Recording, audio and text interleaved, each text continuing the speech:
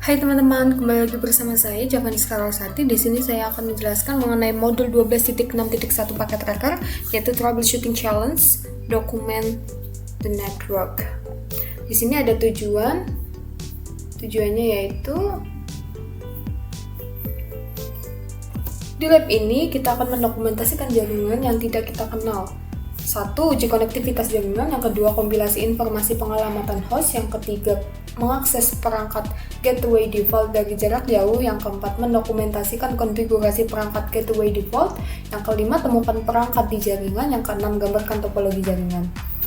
Lalu kita ke latar belakang atau skenario.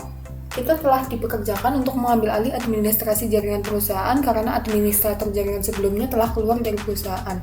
Dokumentasi jaringan hilang dan perlu dibuat ulang. Tugas kita adalah mendokumentasikan host dan perangkat jaringan termasuk semua pengalamatan perangkat dan interkoneksi logis. Kita akan mengakses perangkat jaringan dari jarak jauh dan menggunakan penemuan jaringan untuk melengkapi tabel perangkat dan menggambar topologi jaringan. Ini adalah bagian 1 dari rangkaian kegiatan 2 bagian. Kita akan menggunakan dokumentasi yang kita buat dalam aktivitas ini untuk memandu kita saat memecahkan masalah jaringan di bagian 2. Ada paket tracker, troubleshooting challenge using documentation to solve issues. Saat kita menyelidiki dan mendokumentasikan topologi jaringan, catat masalah yang kita temukan yang tidak sesuai dengan praktik yang diajarkan dalam kurikulum CCNA. Lalu kita ke instruksi. Bagian 1, uji konektivitas, ping antara PC dan server internet untuk menguji jaringan. Semua PC harus dapat melakukan ping satu sama lain dan server internet. Bagian 2, temukan informasi konfigurasi PC. Pergi ke command prompt dari setiap PC dan tampilkan pengaturan IP, catat informasi ini di tabel dokumentasi.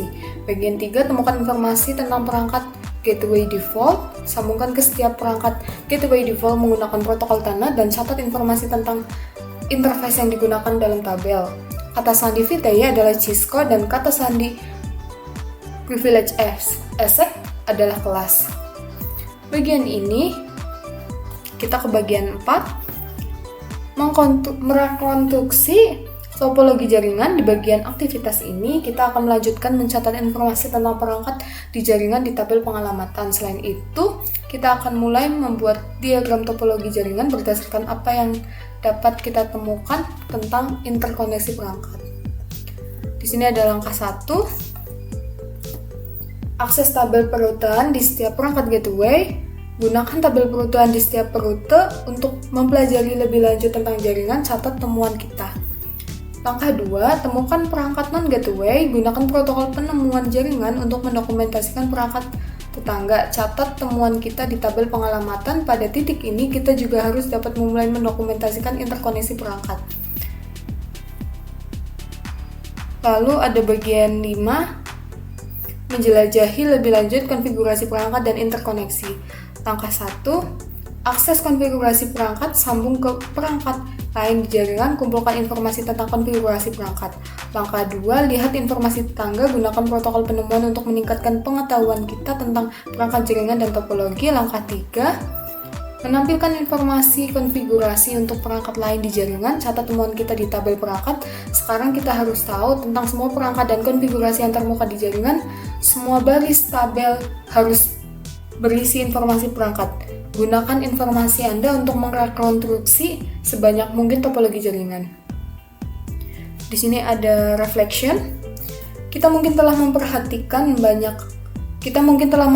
bahwa beberapa praktik yang digunakan untuk mengkonfigurasi perangkat jaringan sudah usang, tidak efisiensi, dan tidak aman.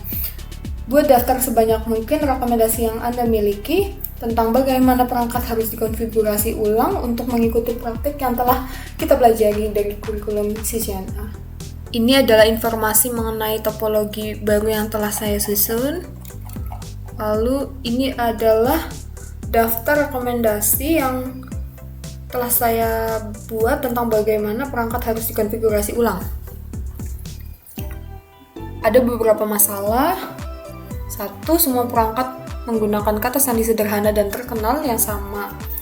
Ini harus diubah, harus bervariasi antar perangkat dan harus lebih kuat. Yang kedua, switch semua menggunakan SPI, default, dan VLAN management. Ini harus diubah. Yang ketiga, sebagian besar switch port ada di VLAN 1, mereka harus dipindahkan ke VLAN yang berbeda. Yang keempat, semua switch port yang tidak digunakan ada di VLAN 1 dan aktif. Switch port yang tidak digunakan harus dimatikan dan dipindahkan ke VLAN yang tidak digunakan. Yang kelima, ada keamanan pelabuhan tidak digunakan.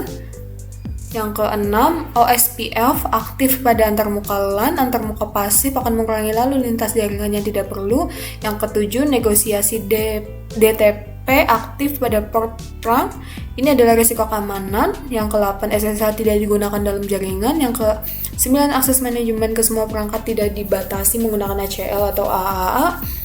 Yang 10, 802.1x tidak diterapkan. 11, IP short query tidak diimplementasikan. 12, CDP aktif secara default dan harus dinonaktifkan atau dibatasi. Yang ke-13, DTP aktif pada semua port pada SWB1, SWF1, SWF2, SWHQ1, SWHQ2, dan SWHQ3 kecuali port yang terhubung ke PC4 dan PC5. 14, STP lama sedang digunakan pada semua switch dan harus diubah menjadi RSTP atau 802.1W. 16, VLAN 1 asli sedang digunakan pada tautan terang dan harus diubah. 17, VLAN 99 dibuat hanya pada SWB2 saja. Itu tidak digunakan dan tidak memiliki nama dan harus dihapus. 18, hub router memiliki set perintah IP default gateway dan alamat IP adalah untuk dirinya sendiri. Mungkin cukup dari saya, kurang lebihnya mohon maaf. Saya pamit undur diri. Assalamualaikum warahmatullahi wabarakatuh.